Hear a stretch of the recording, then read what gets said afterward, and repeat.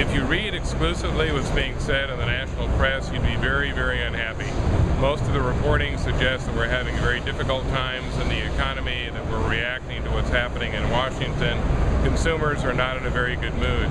But if you look at what's happening on manufacturing side, it's much, much different. Industrial production is up almost 3.3% from where it was last year.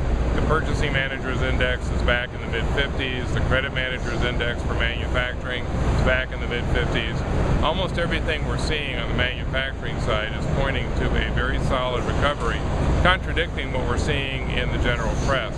This is one of the cautions for an industry like this, is that we have to be careful not to be sucked up into the general gloom that may be affecting the financial sector or may be affecting certain parts of the economy, but not the part of the economy that makes and builds stuff.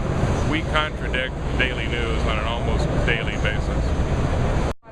The good news is manufacturing is back. Not that it ever left. The U.S. has always been a major manufacturing player in the world, but that's become more obvious, both within the United States and outside our borders.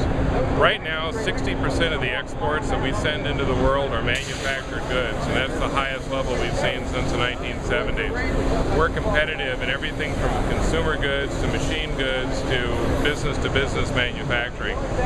The United States, for all intents and purposes, has now become the best team in a bad division. Everyone else is having much bigger issues, much more challenging issues as far as our economy is concerned. We're growing, and the main reason that we're growing is manufacturing is back. The mood at FABTECH this year is very upbeat. You're seeing an awful lot of manufacturers that are having their second or third really good year in a row.